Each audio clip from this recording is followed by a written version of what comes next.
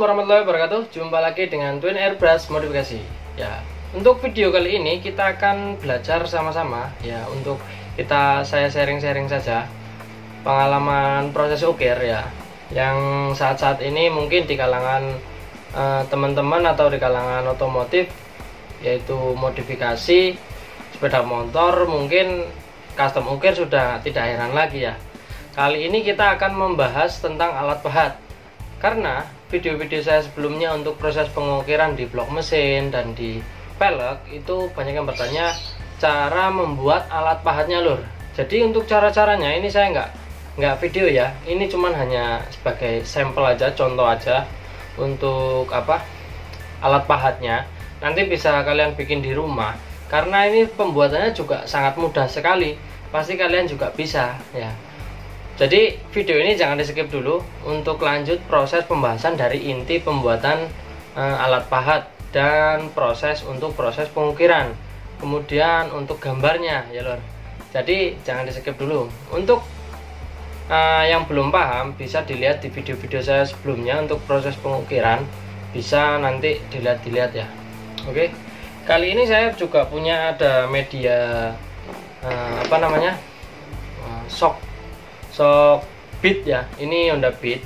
Ini hasil proses gambar saya yang nantinya saya ukir menggunakan pahat manual ya lur, pahat manual. Dan di sini juga saya punya beberapa pelek yang belum saya kerjakan, masih ada juga di dalam. Nah ini proses penggambarannya seperti ini. Nah itu proses penggambarannya. Untuk model-modelnya yang sudah menggunakan alat pahat saya, mungkin teman-teman yang sudah membeli alat pahatnya sudah mencoba di rumah juga bisa ya, karena saya juga nggak menganjurkan untuk beli, tapi karena teman-teman kadang kesusahan untuk membuat, jadi saya buatin di sini langsung saya kirim lur. Ini hasil proses pengukiran media pelek Jinve. Wah, videonya kurang jelas lur, bentar saya fokusin lagi. Nah seperti ini ya, kurang lebihnya seperti ini. Nanti video jelasnya nanti ada. Oke, jadi kita lanjut aja untuk proses penjelasan tentang alat pahat yang sering saya gunakan untuk proses pengukiran. Saya menggunakan penitik bor lur. Nah di sini intinya nih, jangan di skip, jangan dilewat-lewatin videonya ya, tonton sampai habis. Saya menggunakan penitik bor. Nah contohnya seperti ini nih. Nah ini penitik bor, ini saya beli di material toko bangunan, bilang saja mereknya itu Crispo ya, Crispo. Ini bukan endorse ya, tapi ini alat pahat yang sering saya gunakan. Harganya sih cukup lumayan ya lor ya, sekitar harga 50-70 ribu ya, karena ini materialnya juga baja dan besi ya, mungkin besi ya. Tapi ada penjelasan lagi tentang proses sebelum kita kikir ataupun kita gerinda. Untuk alat pahat matanya seperti ini loh. Gimana ya, kurang jelas ya. Nah ini nih, nah seperti ini. Karena penitik bor ini sudah lancip, jadi kita tinggal membentuk saja dengan gerinda yang lancip ya, lancip. Tapi sebelum ke naik gerinda, kita itu bakar dahulu ini sampai benar-benar merah dengan menggunakan nih, nah high cook ya loh. Nih high cook ya, awas. Nah seperti ini loh. Kita bakar dulu ini, tapi jangan dipegang ya, panas. Oke, jangan dipegang, panas. Kita bakar dulu sampai merah, nanti kemudian didiamkan dulu sampai benar-benar dingin. Kemudian kita gerinda tipis-tipis yang di bagian ujungnya, karena ujung mata penitik bor itu sudah lancip, tinggal kita bentuk aja posisi lancipnya lur. Nah kita lihat lagi. Nah ini seperti ini ya, tinggal kita kikir. Nantinya kita akan amplas ataupun kita asah ya, menggunakan asahan pisau, bisa pakai amplas bisa. Untuk hasilnya ya menurut saya sangat bagus, karena saya sering menggunakan alat ini. Alat sederhana tapi nggak murahan gitu ya, ketimbang nanti kita bikin ribet-ribet pakai yang per shock lah, yang pakai klep lah. Itu karena per klep lebih kecil, kemudian kita bikin dudukan lagi, ya kan, ribet. Jadinya mending pakai penitik yang sudah kita genggam, itu sudah enak lur. Nah, kita genggam sudah enak. Kalau pakai klep, kita genggam segini, kemudian kita pukul, kemungkinan kita akan bleset, sering bleset. Tapi kalau ini medianya sudah gede ya, kita kira-kira sejentik kita ya, lebih kecil lagi. Ya, ini kalau kita pukul, insya Allah nggak bakal bleset. Jadi pengalaman teman-teman yang mau belajar proses pengukiran terkendala tentang kok bleset ya mas ya, kok bleset ya, lah blesetnya itu bisa dari si matanya. Jadi kalau misalnya teman-teman pakai klep bekas yang katanya klep bekas mobil dan lain sebagainya, kalau misalnya murni tanpa kita kasih dudukan lagi, itu kemungkinan besar akan bleset karena kita pegangannya hanya menggunakan jari, 2 jari saja seperti ini atau 3 jari seperti ini. Dan ini kita pukul, berapa kekuatan tangan kita untuk menahan pukulan ini.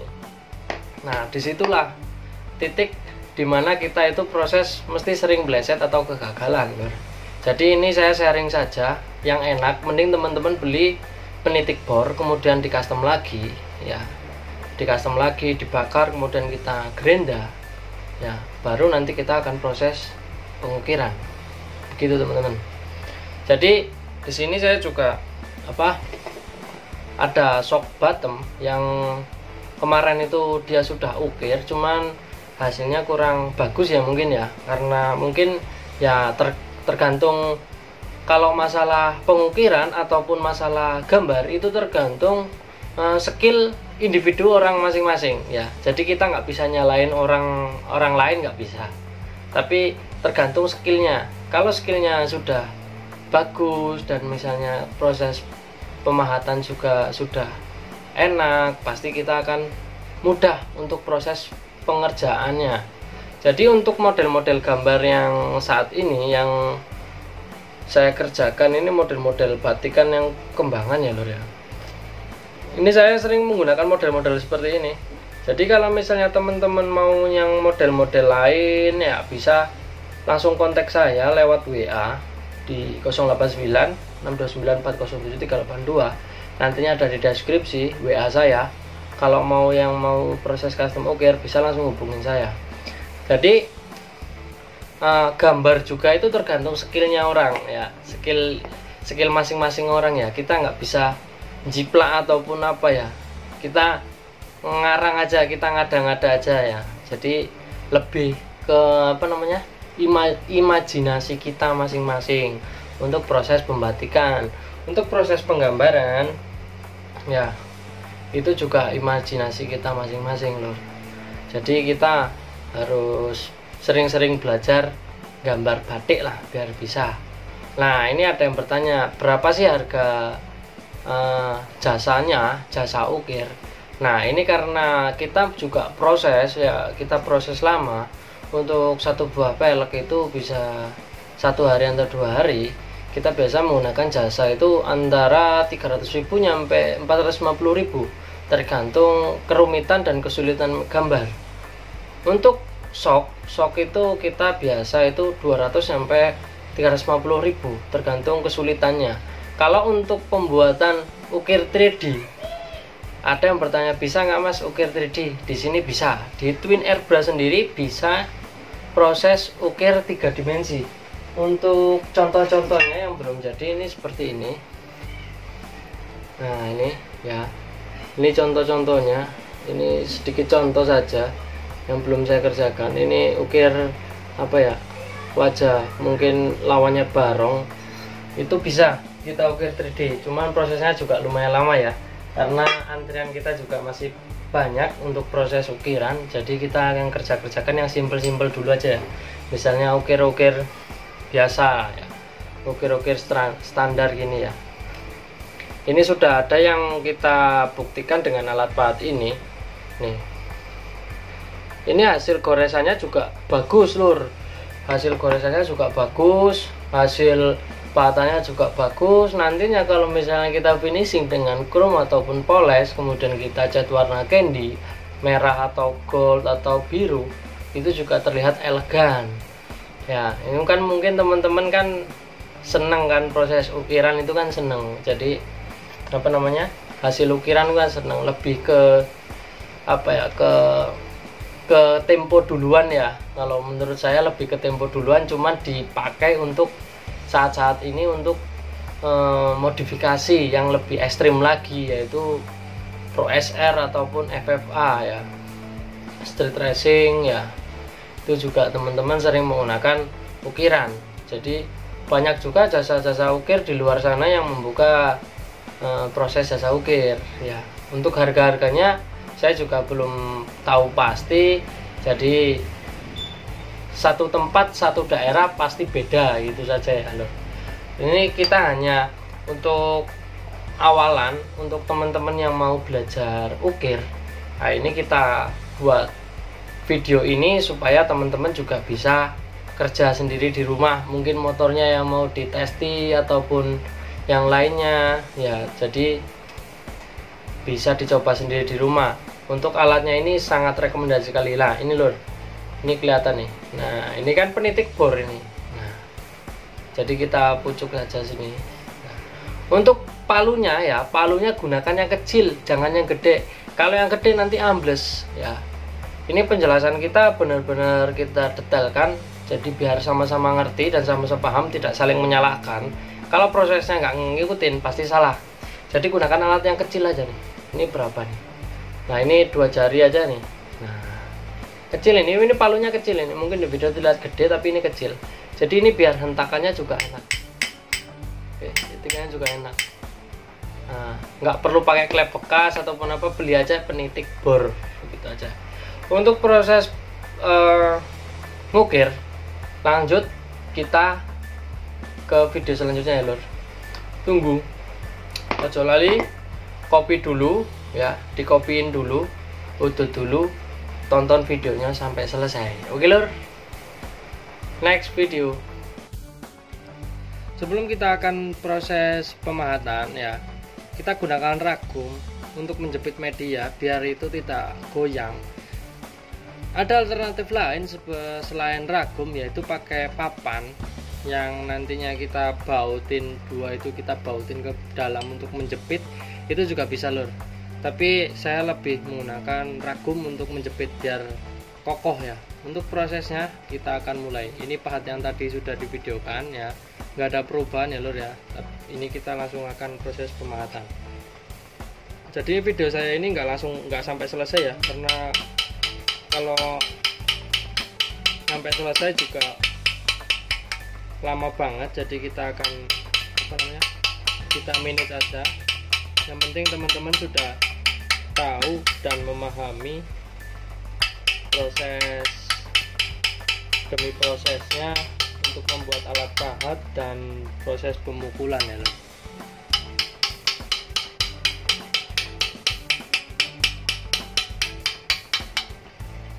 Ini langsung enak lor, kita gunakan nih, kita coba lagi ya. Nih.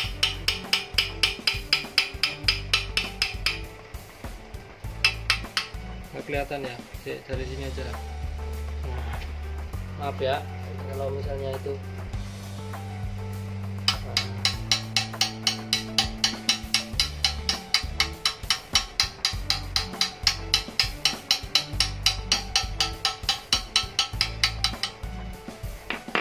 Tahu ya, oke.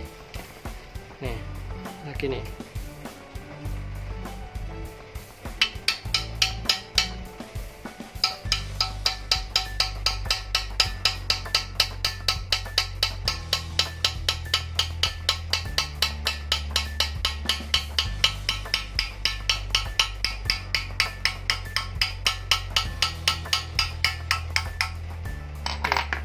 Oke. Dan ini videonya seperti ini nih. Maaf ya, nanti kita balik dulu. Dan kita fokus dulu. Dan ini hasil pahatannya lor. Tidak terlihat ya. Ya kurang lebih seperti ini ya. Nih hasilnya. Kalau nah seperti ini ya. Nih. Ini hasil pahatannya seperti ini. Oke. Nah, tadi kita sudah lihat proses pematannya seperti itu tadi ya. Kalau itu belum rapi, jadinya kelihatan kasar ya. Itu nantinya kita akan poles ya, untuk menghilangi kasarnya itu hasil pahatan itu tapi pasti kasar lur. Jadi nggak bisa langsung halus. Dan nantinya kita akan proses pengamplasan, kemudian kita poles, kemudian kita chrome dan naik warna, itu baru selesai. Oke. Jadi jangan khawatir teman-teman kalau misalnya hasilnya itu apa namanya kasar ataupun tajam, itu nanti prosesnya juga dipoles, jadi nggak bakal tajam. Kalau sudah selesai kita poles rapi, nggak bakal tajam. Jadi untuk media pelek ini yang sudah kita ukir tadi kemarin ya, maaf salah. Nah ini seperti ini contohnya. Terus masih banyak lagi video-video saya untuk mengenai customan atau mengenai proses apa namanya modifikasi atau proses yang lainnya ya. Ini karena video saya nggak mencakup dunia repaint, jadi teman-teman mungkin bisa belajar sama-sama untuk bisa menguasai mana yang terbaik, mana yang bagus, mana yang enak, mana yang lebih berpengalaman teman-teman di bidang apa. Mungkin teman-teman bisa belajar untuk melihat video-video saya next time-nya ataupun yang sudah-sudah ya. Sebelumnya saya mohon maaf lahir batin, minal aidin wal faizin, karena sebentar lagi kita akan menyambut Hari Raya Idul Fitri. Bila ada salah, kami sekeluarga besar Twin Airbrush mengucapkan mohon maaf lahir dan batin. Terima kasih sudah menonton video saya. Jangan lupa untuk subscribe, like, and comment bila video ini bermanfaat. Dan jangan lupa dibagikan ke teman-teman bila video ini juga bermanfaat semuanya. Terima kasih. Wassalamualaikum warahmatullahi wabarakatuh.